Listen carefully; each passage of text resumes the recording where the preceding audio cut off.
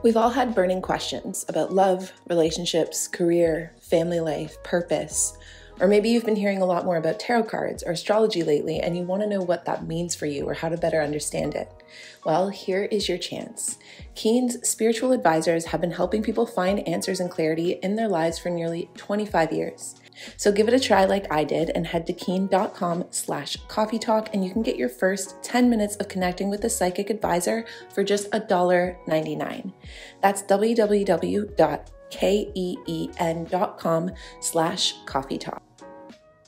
Hey guys, what's up and welcome back to another Coffee Talk podcast episode. Intro still pending. Today I'm drinking kombucha. It's a nice ginger lemon kombucha. The brand is called Remedy. We get this from the grocery store. I say we because me, my sister, and one of my best friends are like hooked on this right now. They got me. I don't even know who got who actually. I don't remember who brought it to whose house first, but like now we drink this every Monday we hang out. I'm having a ginger lemon one today because it's refreshing and it's gut happy and I like it. And I wasn't in the mood for something hot. Let me know what you're drinking or what you're doing in the comment section down below as per usual. And today I am going to continue on with this little conversation starter pack that I created for myself last week.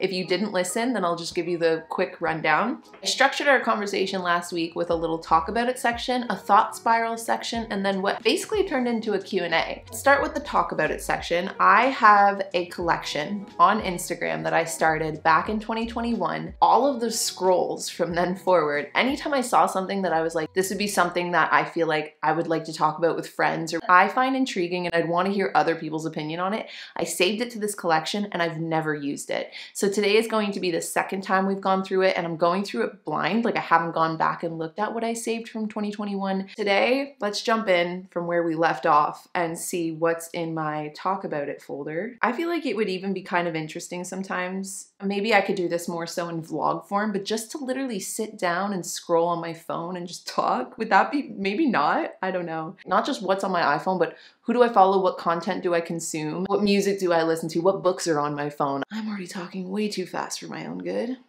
Today's talk is gonna be interesting.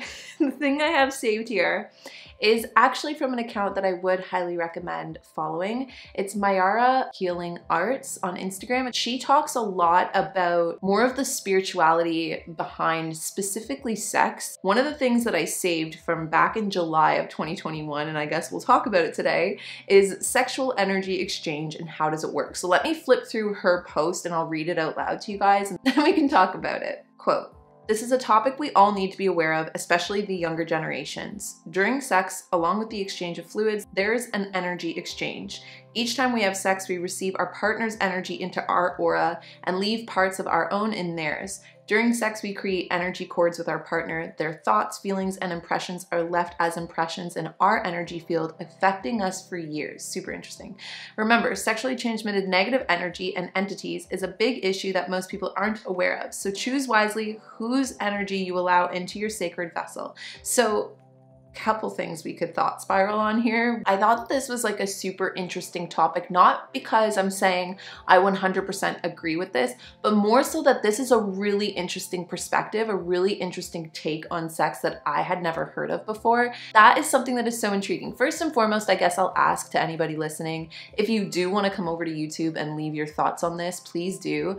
Do you think that this is true? And it doesn't have to be 100% yes or no. You can definitely be in the gray area. I feel like I'm in the gray area with this one. The idea that it can affect us for years is what's throwing me off. Do I believe that when you're intimate with a partner that you do absorb some of their energy? Yes, but I think that's only if you have a tendency to absorb energy. You know, does that make sense? I think that's where I would leave this on, is like, you can definitely, I think, even go into something with a certain mindset and a certain, for lack of a better word, closed offness that would actually stop that from happening. When you're very sensitive or where you're very in tune to the person that you are being intimate with, I definitely do think you can pick up on impressions or feelings or maybe even thoughts just from their communication with you. I think that that's for me, in my experience, where being in longer term relationships or with people that I have grown or blossomed a relationship with, where I do feel like I can trust somebody and I do feel like I can be vulnerable, 100% I walk away with their energy and they definitely walk away with mine. But I'm thinking in one of those, like when you're in your younger years, there are those one-off circumstances, or even again in situations where maybe you don't like the idea of having that sit with you or in your aura for years per se. I do think there are ways that you can actually stop those cords or cut those cords if it's something that you feel like that's a tether. I do feel like if I were to make space for this being a thing, that's where I would sit on it. That it's like you can actually go into literally anything in life, really, from day-to-day interactions all the way down to physical intimacy, and go into it with your own sense of boundaries and not let certain things be taken from you and vice versa, not pick up on somebody else's shit, you know? And it might not even be shit. Maybe you hook up with somebody that's just like the happiest person in the world. In terms of relationships, I actually could see this being a thing. I feel I have experienced this being a thing. Really interesting concept. Curious what you thought. We've all had burning questions about love, relationships, career, family life, purpose. Or maybe you've been hearing a lot more about tarot cards or astrology lately and you want to know what that means for you or how to better understand it. Well, here is your chance. Keen's spiritual advisors have been helping people find answers and clarity in their lives for nearly 25 years. If you need balance or reassurance, Keen's vetted best-in-class psychic advisors are available 24/7, and they have helped over 14 million people just like you and me. Every conversation is confidential, and you can connect by phone or online chat within minutes. They even have a satisfaction guarantee. So give it a try like I did and head to keen.com/coffee talk, and you can get your first 10 minutes of connecting with a psychic advisor for just $1.99. That's www.keen.com/coffee talk. And you'll receive your first 10 minutes of your call or chat with a Keen advisor for only $1.99.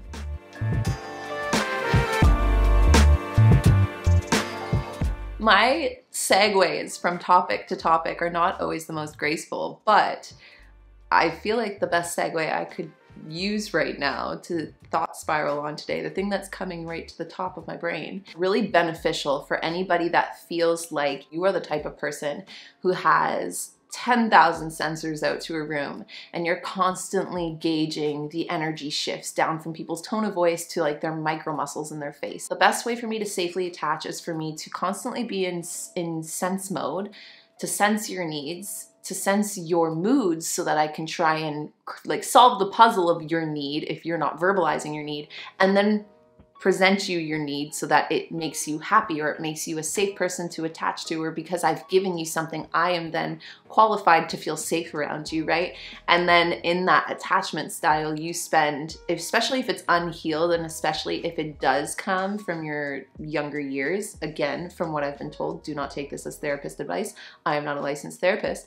But that said, when you learn that in your younger years, you learn it specifically as a survival mechanism, specifically because perhaps you did have a loved one or a parental figure that did not make it feel like it was safe for you to attach. You can go the rest of your life taking that pattern into all or any relationships, or specifically maybe your romantic relationships or your work relationships or your like direct friendships.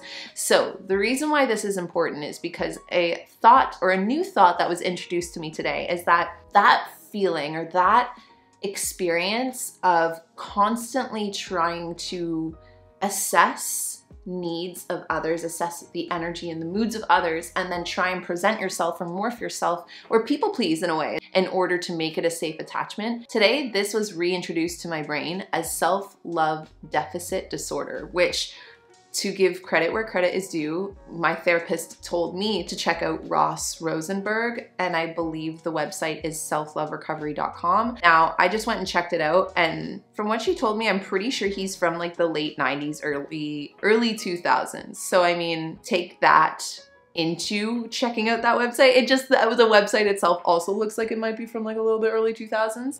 He's got a great like author headshot, but he's the person that coined this idea of self-love deficit disorder, which is like codependency, specifically when you deal with narcissism, or a variety of different types of relationship challenges. The reason why I think this is so interesting is because that feeling of in a way, always putting the needs of others or always putting even just the energy of others above your own, whether it's consciously or subconsciously, because sometimes we don't even realize we're doing this in the moment. Like, I definitely feel like I've come a long way in my own growth journey or my own evolution as just like a person on the planet, right? And I definitely have struggled with attachment styles and attachment issues, if you will. And I've definitely struggled with like narcissism growing up. These are things I have spoken of and been open about before. And I find it really interesting how this stuff manifests in my life. And I find it very interesting when I catch the patterns kind of looping back around again. You know, you always take 2 steps forward and 1 step back in life. And I'm very comfortable with that pace.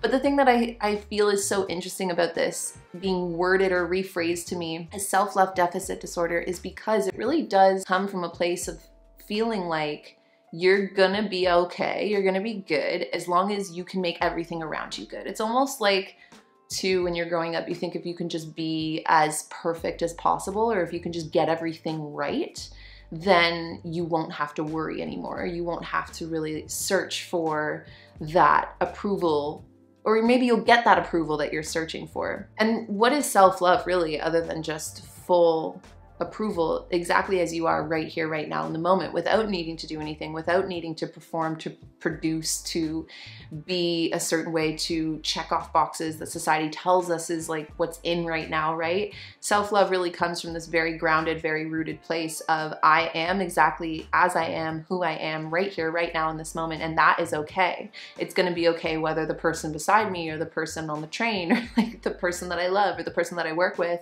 is angry with me, I'm still good. Life is so much messier than that, right?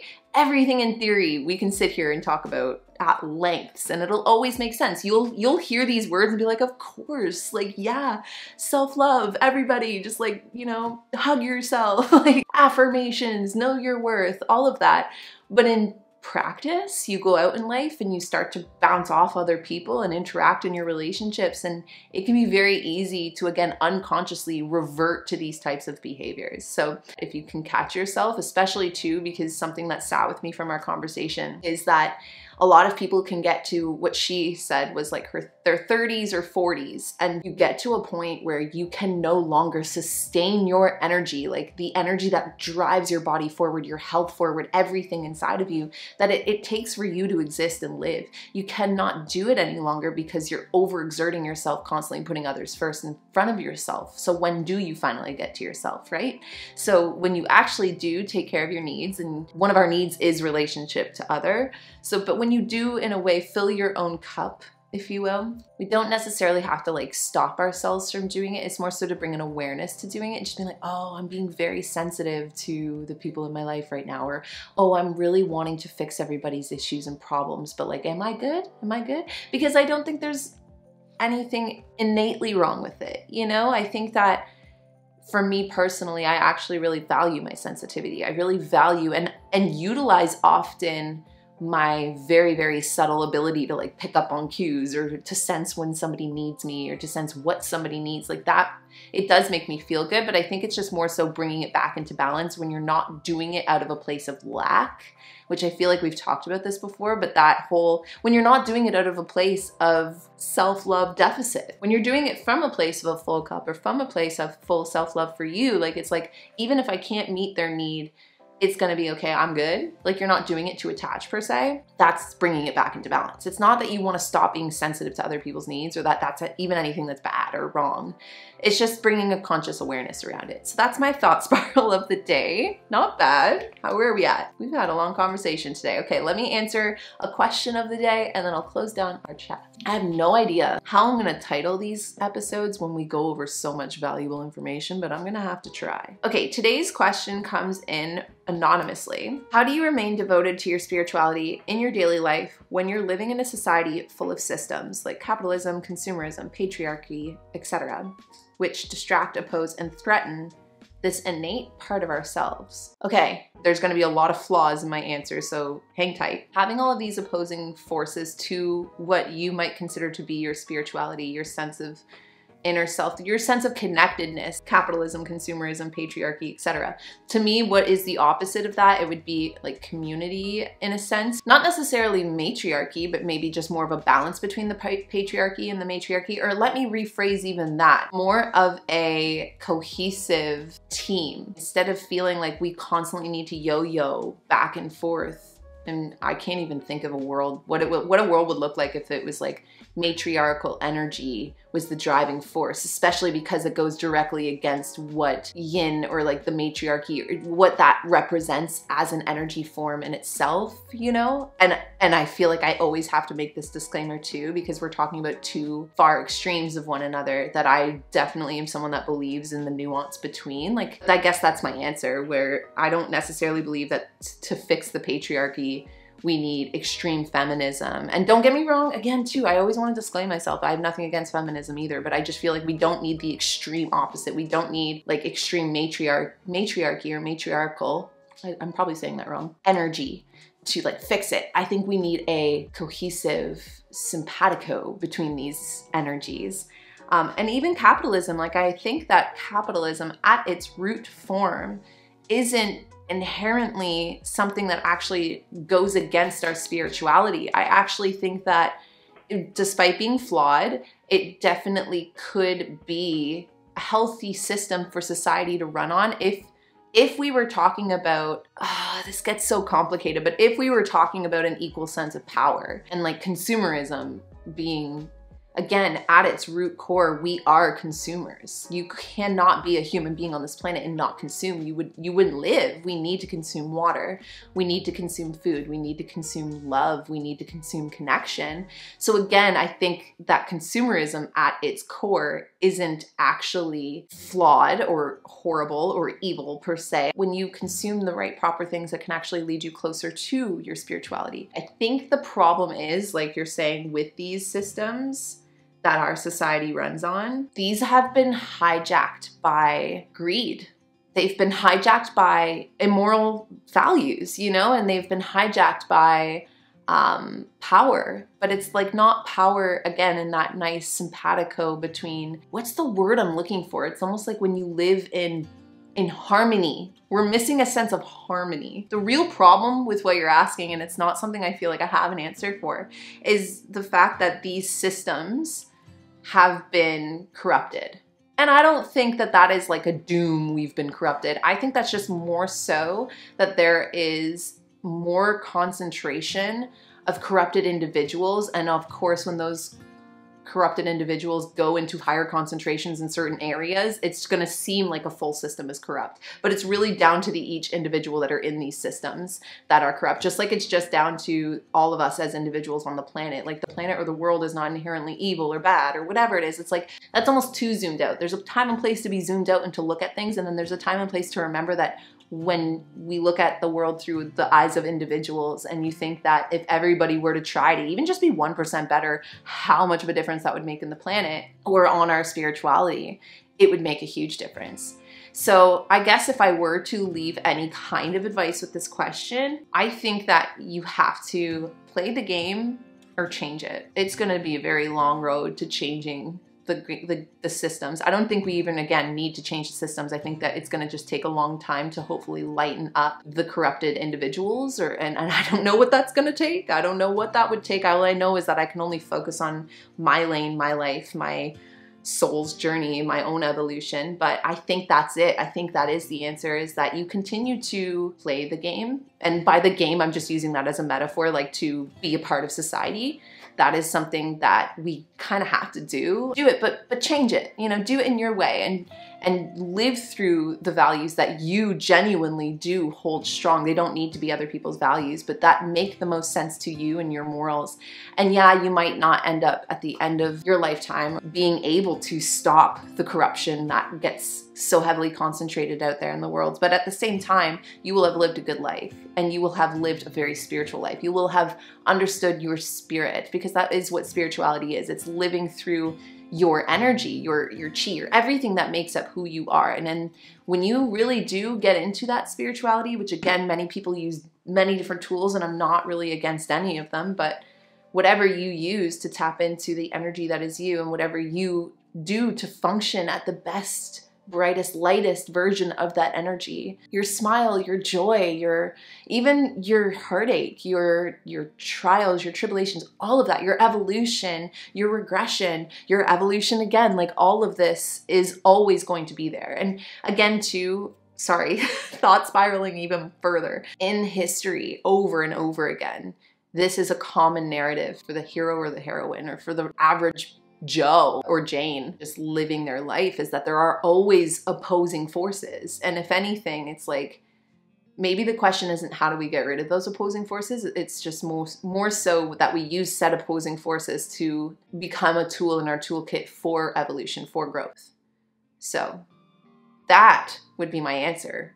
Did I answer your question? I hope I did. I feel like I just word vomited so much, and I hope that it was somewhat, I know it did make sense, but I feel like I hope I hit home what you were asking me here, because it's a deep question. I really enjoy it. Thank you. If you guys have anything to add to that, or to answer that question, or a perspective that is even completely different than my own, please feel free to kindly share it over on YouTube. If you go to Kalyn's Coffee Talk, that is where you can find the video versions of this podcast. Thank you so much to today's sponsor for sponsoring today's video and giving me the ability to sit here and host these conversations every day. And thank you to all of the members that are currently in the Sunday Club. I love you guys so much. You guys are the best. And thank you to you for sitting and chilling and listening and hanging out with me today. If you ever have any conversation starters, anything you want to, talk about, anything you want to thought spiral on, or a Q&A you want to send me, just keep an eye out on my social media platforms. I'm always kind of dropping little places to leave those things. And outside of that, I will talk to all of you guys in our next Coffee Talk podcast episode. Bye, guys.